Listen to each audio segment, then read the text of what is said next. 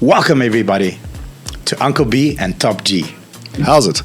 On this beautiful 1st of September spring day. Spring day. Usually it gets cold.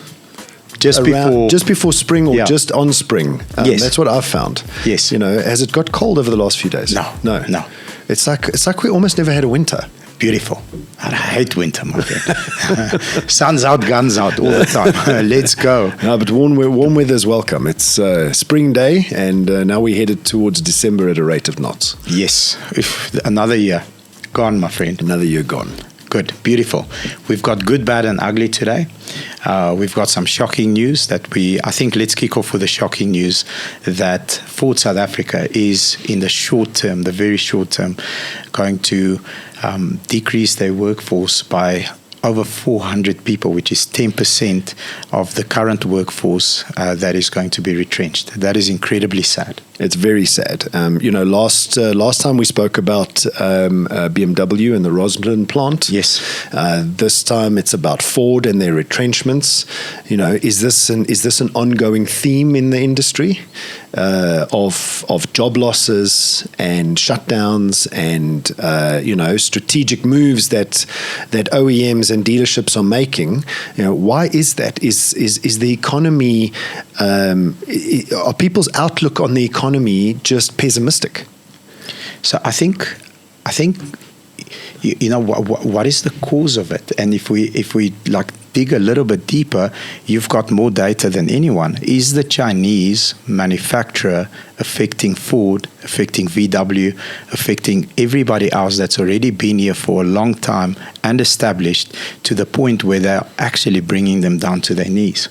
I think that's the road we're on. I was at the Festival of Motoring this weekend. Okay. Was it nice? It was good. It was packed. Lots of people. I was there yesterday on Sunday. And the Chinese vehicles were visible. Visible or dominant? Visible. Visible. Okay. Yeah, so visible. So VW was still quite dominant there. I didn't see BMW. I don't think they attend the Festival of Motoring. The normal brands were all there, but the feeling was definitely Chinese. BYD, JQ, Amoda. I don't know if you've seen this new iCar. Yes, I have. It looks like a cross between a Jimny and a Jeep. Yeah, it looks quite funky. It looks unique. Funky. Yeah, it's very unique. Yeah. So definitely, I mean, I keep saying there's a delta here. And the delta is a value perception versus price. So perceived value, and that delta is where the European OEMs are not playing. Yes. So Chinese vehicles, they probably only at the moment, I mean, who knows what the future holds, but at the moment they're probably 80% of the build quality and value of a German or a European vehicle. But here's the kicker, the delta is at 60% of the price. So 80% of the value at 60% of the price. Yes. And also, let's say, an interesting conversation I had with someone yesterday. She was a part of the VW group for 15 years. She left and she joined a Chinese company, one of the dominant Chinese companies. And she left them as well. And then now she joined a brand new Chinese company, which is, starting to make a name for themselves. And what she said is, Bobs, here's what you need to concentrate on as an independent dealer. Your consumers that are of age, let's say 25, 30 and above, will always, if they can afford to, opt for a premium brand. Like, aspirationally, they will want to go and buy a BMW, a VW GTI. They want to go, and buy an established brand. Why is that? Because of, I think it's also a little bit of mental training from their surroundings, from their parents, from their friends, family. Aspirationally, you aspire to a BMW, to a VW GTI. I agree. I think it's the Rolex effect. Okay. I probably coined that term, but the Rolex effect. Why would you buy a Rolex watch? So, two reasons. I think majority of people would like to show the people around them that I have worked really, really hard, and it's a validation tool. It's a signaling tool. It's a signaling tool. Okay. So you just said it in different words. Okay. So buying a Rolex is a signal. Yes. And that signal is because it's exclusive. Not everybody can have one. Yes. I mean, a Rolex tells the same time as your watch. Absolutely. And it's also right. Every hour of the day. Yes, twice a day. Twice a day, exactly. So why buy a Rolex? So why buy a GTI? Why buy an Audi? Why buy a Mercedes? Why buy a BMW? When the Chinese vehicles are comparable if you take price to value. So I think that's the other camp where I'm going to counter-argue that. For example, the day-to-day conversations that I have with consumers are, consumer comes in. I had one 2 weeks ago. Very wealthy family. Very, very wealthy. The mother-in-law is probably the number 2 or 3 person at one of the biggest banks. Okay, she trusts me. She's bought many cars from me. My daughter-in-law is looking for a Jetour. She doesn't want to buy it from anyone else except you. She's a fan on socials, and I trust you. I want you to help her with the Jetour. Okay, cool. So this is a real conversation. I'm not batting Jetour at all. I said, okay, what do you drive? I drive a 2023 Mini Cooper S 4-door top spec with the Union Jack lights. The spec is sick, my friend. It's Union Jack on the roof. On the roof. It's like a purple, pink color. But it's just a 6-spec. I'm like, that's a cool car. So I said, all right, I'm going to manage your expectations. She says, I know. I drove one. It's not the same. The reason why I want to buy it is, and this is now, logically taking on this problem, not emotionally. Yeah. The reason why I want to buy it is, Bobs, if I have to go for a brand new Mini, it's called a Countryman S JCW top spec, comparing it to the size of the Jetour and the functionality, because I've got a little kiddo and it's now prams and all this other stuff, I'm saving R500,000. Mm. It's the price to value delta. Boom. Is it the same quality? It comes close. Close, pretty close. But yes. not there. Yeah. And that's the value. Yeah. But the real thing is the R500,000. R500,000 R500,000. It's a lot of money. I mean, what does the Jetour go for now? The spec that she took was sort of towards the middle of 4. It was like 480, 490. The spec that she chose versus $1 million. Exactly. So you could double that for a European vehicle. Yeah. Considered a loss over 3 years. Yes, the depreciation. Yeah. So that kind of begs the question: are consumers brand loyal? They brand aspirational. So they want the Rolex feeling. They want to be part of the GTI club. They want to be part of the BMW club. But when the rubber hits the road, the price to value makes the biggest difference. Yeah. But how do you counter that? That's for me. These companies have been super dominant over a long period of time. Have they created this bureaucratic environment where they're indecisive or they don't know what to do? I beg to differ that they do know what to do. They're just not pulling the trigger. How do you... Because you can't hide your head under the table and expect the Chinese brands to go away. If I'm on a VW board, what would you do? You have to take them on head on. And Ford as well, and they don't have an answer for all the moves. Well, I don't know what the answer is, but I think some of the answer lies in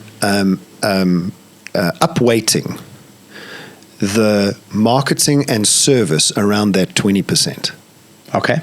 So if the Chinese vehicle is 80% of the build quality, 80% of the value of a VW, BMW, or Mercedes.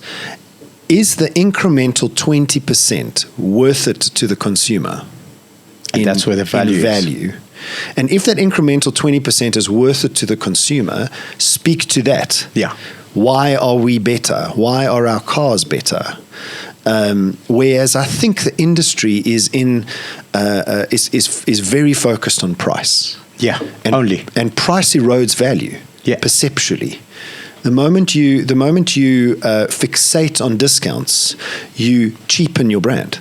So you taught me something on this podcast that changed my business. I'm going to tell you in real time what it is. Exactly what you said. Exactly to this. So, Noms, you smiling in the back there. So I'm going to give it to you right now. Are you ready for me? Anybody that competes on price eventually loses. Of course, because you're going to lose. Then I thought to myself, that's right. If we are competing to sell the most amount of cars and we are not geared as a high volume dealership, we are going to lose. Yes. What is the value that we can provide that a high volume dealership cannot provide? That's the 20%. And that's the only thing I speak to. Yes. And it turned our profitability back on the trajectory, English, where it should be. Yes. And customer experience is phenomenal again. Everything is sweet because we're focusing on what we are good at and the value that we provide versus the price. So consumers will pay disproportionately more for incremental reducing value. Okay, so think about it this way. 80% of value in the Chinese vehicle. That extra 20% of value, the consumer will pay incrementally more for that 20% versus the previous 20%. Yes. And that's just the law of value.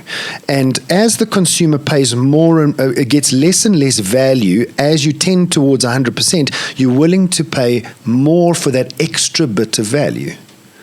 But I don't see OEMs speaking to that value. I don't even see one speaking to that value. What is it about those vehicles that makes the incremental value disproportionately more expensive than a Chinese vehicle? Can I ask a question? You'll know legally whether or not in South Africa we've potentially got that danger. I know in America it's like a free-for-all. You're allowed to call out other manufacturers on an advert. In South Africa you can't advertise against a competitor using their name. Okay, so legally they can't in our country. In this country. Okay, so I know in the States the ML and the X5 was a big thing. So the ML went further than the X5 and then looked at the ML on top of the mountain, and it was like a big thing. And then it came Jeep. The Jeep just drove on top of the mountain and looked at them both, and it was a big thing.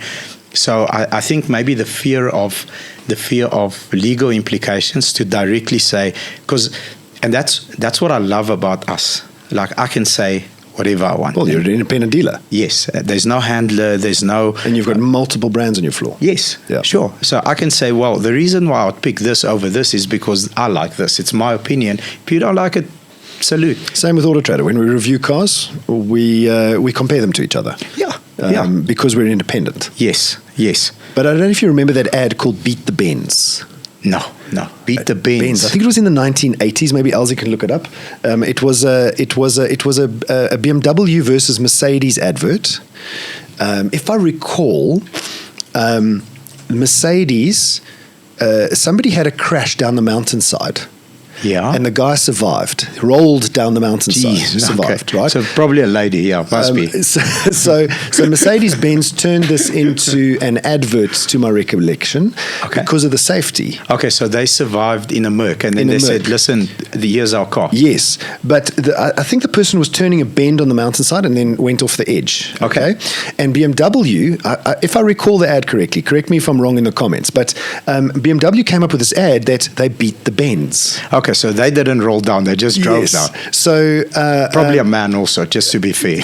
so the trick there was to market against Mercedes-Benz without calling them Mercedes-Benz. Got you. Because a bend is a turn. Yeah, beat the Benz. Beat the Benz. Beautiful. So that's the way to, I think, market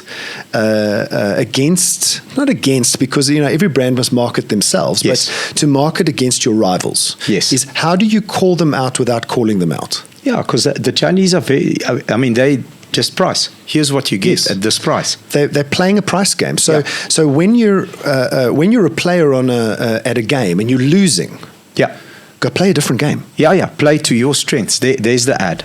Okay, so it's a 5 series. 5 series and some Rocky. Rocky beats the.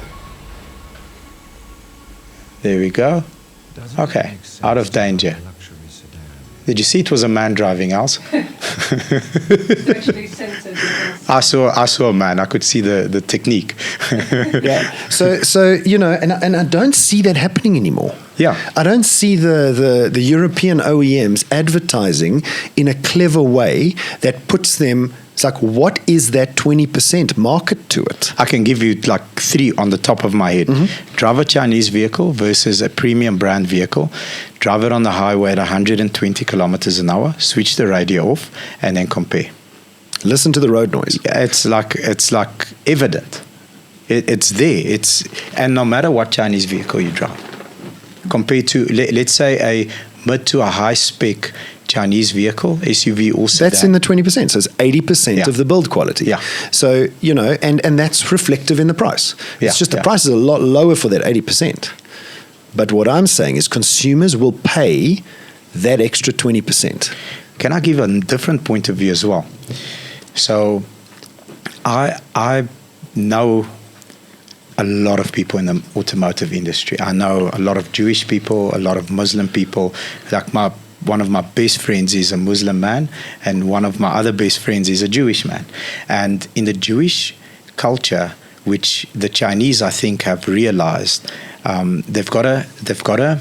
I just can't think of the word. I'm sorry. So what they basically do is how the community takes care of each other is, let's say, for example, you make watches. All right.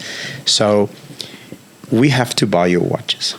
Okay, and now you advertise the watch. Listen, it costs X, and it's water resistant, and it tells the time right, and it's a cool watch. It's a nice watch. Now I buy your watch, and then I go swim with the watch, and then it's got a bit of water. So what they do is they don't go outside and say, I bought this watch from Top G, and now it's got water inside. I'll come to you and I'll say, listen, your watch leaks water. Fix your watch. So round 2. Your watch doesn't leak water anymore because you've identified where the problem is and you became a little bit better. Then 3 or 4 guys have an experience with, version 1 of the watch. By version 3, your watch is good. So with China, I don't know how many billions of people are in China. If I think about the original Cherry cars that were in South Africa and the original Geely cars that were in South Africa, I mean, this is on camera. They were shit cars. So that's version 1 of the car. But it's like the Hyundai. Yeah. I don't know if you remember the first Hyundais. Yes. Those things fell apart. Yes. And then came the Hyundai Getz. And then that was a kick-ass car.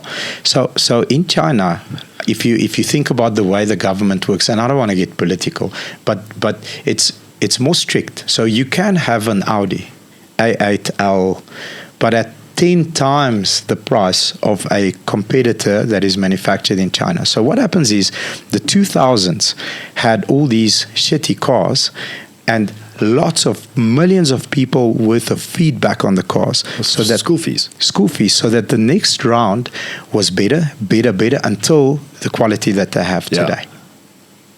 So I mean, eventually, over time, they will get to that 20%. They will get to that 20%. Can they sustain the margin between, the difference in price point that they have now? That's the first question. And the second question is maybe, more braver question is, do they even need to? Because by the time they get there with the current strategy, maybe the other OEMs are already bankrupt. That's true. That's absolutely true. The ship might have already sailed. I think it has. And if the ship has already sailed, then the brands that are playing in the premium segment are the ones who will survive. Yes. The ones that are playing in the mid-tier segment, they likely won't survive. I mean, the top vehicle, the top brands searched on Autotrader today is still a BMW. And the top sold car is a VW Polo Vivo. Still till today. Still, the others are bubbling around trying to break out to that top 10, and they're doing it. But the aspirational car is still the BMW and then ultimately the VW. I've said it. It's game over. And let's not forget Toyota and Ford, because from a Bucky point of view, that's at the top of the list. The moment that the Chinese can manufacture and sell a cool young person car it's goodbye to the Polo Viva. BYD. BYD. The cool young person. I saw one yesterday. Yes? A car, or you talking about the bucky? The car. The car, okay. BYD. What a car. Nice. It is so well designed, in my opinion. A fully electric or hybrid? It was electric. Yeah. This is a fully electric car. I think it was electric. But what a beautiful car. It almost takes it seems to take its lines from the Alfa Romeo SUV. Oh yes, it's called it starts with a G, if I'm not mistaken. Julie something. Yeah. So it seems to take some of the lines from there. Looks a little bit like the Tesla in the lights. Yes. And it's just a sleek car. But in terms of R&D, so the conversation I always have with my dad, I said, Tops, I want to do this event coming up now. He says, Bobs, if you're making money, you can do anything. If you're not making money, that's when the challenges start. They are making money currently. Is it, talking about recruiting for the best talent, is it difficult to go out to the States and say, okay, you designed the Model 3. Your name is XYZ person. Cool. Here's a 3-year contract, X amount of million of dollars. You need to come and help us with our fleet and redesign the next coming generation of cars, and make sure that aesthetically they look as good as the Teslas and all the premium brands. And this is your reward. That person will go. Yeah, then they would have to likely recruit the top guy. Yeah, but can they do that? Because they've got money. They might. But, at the moment, I think America's turning into a bunch of patriots. Mm-hmm. So she's creating a different vibe. It's a different 30% tax. So chances are you're not going to be able to recruit that person because he's an American patriot. But are you sure? I don't know. I'm just assuming that America wants to make America great. Keep it the biggest economy in the world. Until someone gives you a $10 million check. Different story. For 3-year contract. Because realistically... money talks. And how long do they actually need you for? Yeah. Very little. Yeah. They just want to extract that value. And then once we have a good base, we can build up on that. Exactly. Through R&D, selling to our population and getting better all the time. Well, we touched on marketing, so let's touch on marketing, and you've been successful at marketing. There's no doubt about it. We're trying, sir. We've got a phenomenal team. So the team's input creates the success. So you've got this new Raffle going. Yes. On a Mercedes-Benz. Old school. My dad used to love that Mercedes-Benz. Yeah. My friend, I hope no one's ever in an accident with that car, because the car will look the same and you'll be broken inside. So don't bump that car. It does not have airbags yet. So in your marketing strategy, why the Raffle? So it started off as a joke. This car's been in our family for 20 years, and my dad's so overprotective with this car, he doesn't even want me to drive it. He says, no, you can't drive it. So why is he raffling it? So here's the deal. I said to him, well, Tops, what do you want to do with it? You're not driving it. You don't let me drive it. All that we do with this car is take it to the wash bay, put a new battery in, because you're going to drive it the weekend. You don't drive it, put it back in storage. Why don't we raffle this car? It's nice to look at. It's nice to look at, yeah. He says, do you think people will like it? It's an old car. I like it because I've got like emotional attachment to it, and there's a bit of history. And when I was growing up, I always wanted to own a Merc, but I could, barely buy Nikes. I'm like, okay. How many people out there are in your mindset? Let's find out. Thousands. So with marketing, it's always reverse engineering the emotion that you create, and this is where the team comes in and helps me create that emotion. So can you get one at a dealership? No, you can't. Not that color anyway. Not that color, not that kilos. 50-year-old car, 50,000 Ks. Lots of cool, fun facts about it. How many people are in your age group, Dad, that also always wanted to own a Mercedes, but they could just own Nikes or shoes, and it was an aspirational object to attain? Let's find out. And then we asked, do you guys like this car? If you do, here's a chance to win it. So marketing goes back to reverse engineering the need and then attacking that need with good edits and good music and culture context speak to that demographic only. And yeah, it's been very cool, very exciting. Well, I mean, you off camera before this, you were talking about the great equalizer. Yeah. And how marketing, if used correctly, can be the great equalizer. Yeah. So the great equalizer, Shem, we gave the story with Noms. She's off camera. She's this beautiful young girl that's skinny, and she's well built, and me and you are on I don't know how many cups of coffee. I weigh twice as much as she does. You're a lot bigger than her. So I said, Noms, here's the great equalizer. If me and George were to physically attack you, a couple of 100 years ago, would you, out of 10, would you have any chance of escaping harm's way? Because this is a pretty tight room and it's locked. And what was your answer, my friend? Out of 10, -2. And then we decided that you're quite aspirational. It's more like -7. So the great equalizer for women came in with the invention of a gun. So if she's trained to use a gun, as petite as she is, me and you stand zero chance. Like we are at -50 if we should attack her. Like she will shoot us. Because I mean, the only advantage a man has is close combat. Yes, that's right. And pure strength, rage.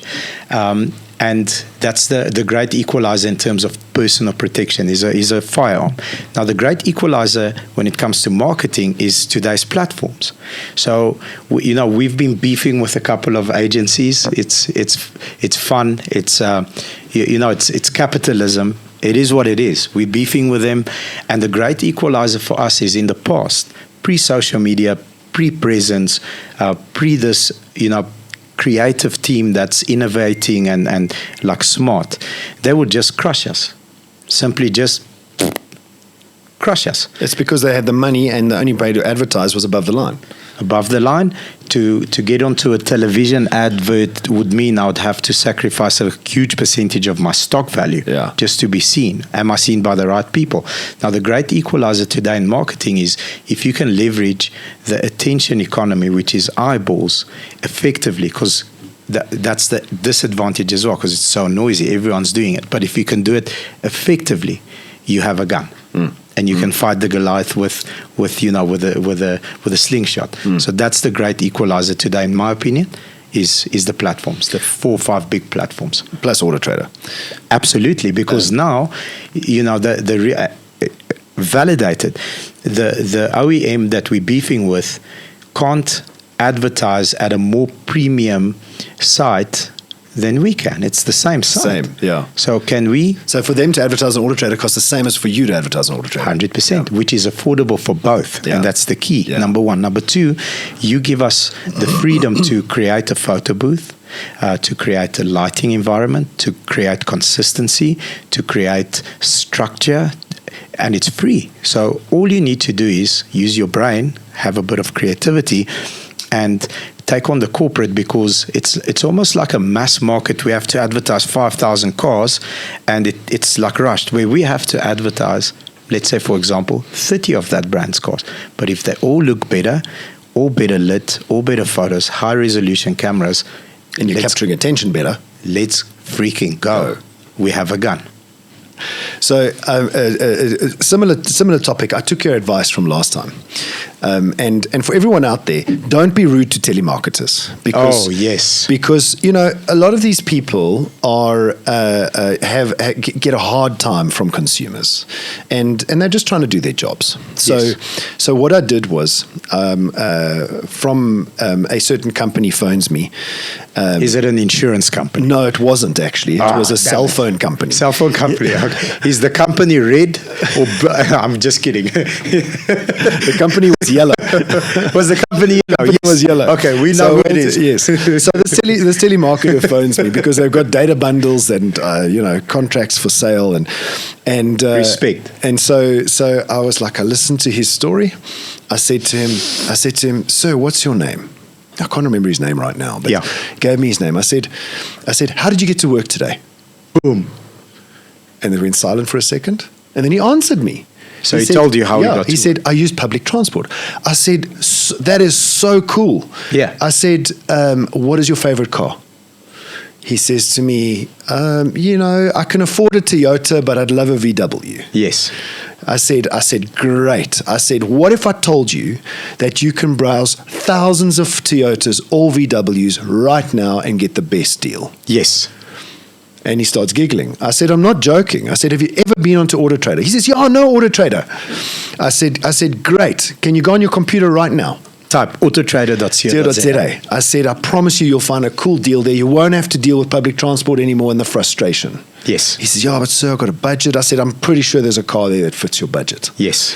And the guy, I could feel he had a smile on his face. Yes. And Yes. I turned him into an Autotrader ambassador. Yes. And probably got him to go browse the site. 100%. 100%. So took your advice for telemarketers. Don't give them a hard time. Have fun with them. Just a fun fact. We spoke about it off camera as well. My mom's been contributing to a very good cause for the past 15 years. She dedicates a certain amount of money and she pays it over into the account. And this is a facility that trains blind people to become telemarketers. So just on the back of your mind, the person that's phoning you, there's a high probability that it's a blind person that's making an honest living. Just calm down. Just chill. Yeah, I always, like for us, when we were all managers sitting together, salespeople, and it was a big room full of people, if you could sell, and I've sold probably double-digit cars to telemarketers, it was like, my friend, you were carried around work. You were like the G of the week if you could sell to a telemarketer. Yeah. So, I mean, the same thing goes for taxis. Don't give taxis a hard time. And I'll tell you why. That guy is working probably 16, 18 hours From 2 a day. a.m. From They 2 wake up a.m. in at the 2 a.m., morning. yes. Okay. Do you work 18 hours a day? Very few people do. You probably don't. So that guy has worked since 2 a.m. in the morning trying to make a living, number one. Number two, there are likely anywhere between 14 and 30 people in that taxi that are trying to get to work. And that are revving him.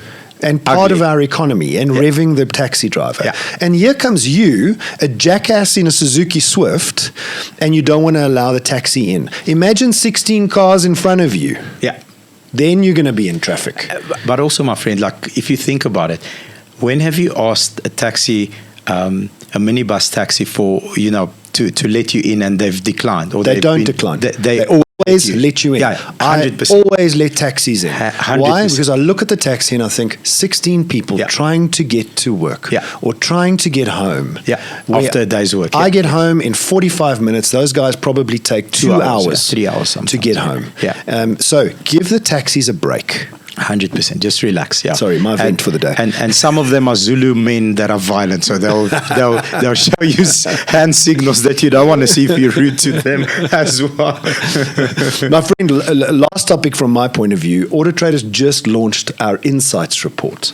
It is absolutely flying off the shelf. How do we get it? So if we've got data on the car, which we're currently at about 60 to 70% of the listings on Autotrader, we have data. Much, eh? Well done. So if you see a green sticker on the photograph of a car on Autotrader, choose the Solomon shoe. Me and you did content on it this morning. So when the consumer fills in the form, they get an insights report on the screen right there and then. It gives them a little bit of demand and supply data. Not as much as the dealer gets, but a little bit more demand and supply data to make a more informed decision. And it's absolutely flying. People are downloading that report in the thousands daily. Beautiful. Because it's transparent. Transparency. When buying and selling, if you know what you're getting and the price that you're paying for it, I mean, there's all the boxes are ticked. Yes. And then you make a decision. Exactly. Based on facts. It's data. Beautiful. Love it, my friend. I'm going to go and pull all of ours and try and improve inside that data. My battery made it to 3% at the end of the podcast. Beautiful. Amazing. Anything else you want to unpack? Not right now. No. Good. Are you happy with our performance, ma'am? Is it your first time here? It is. And how did we start off? Me and George attacking you, and then if you had a great equalizer, you have a gun. So we just chilled. We brought a chilled, knife guys, to a please. gunfight. Thank you very much. I thoroughly enjoyed it. I was hope awesome. you guys also are left better than we found you. From myself, Uncle B, and Top G. Ciao. Out.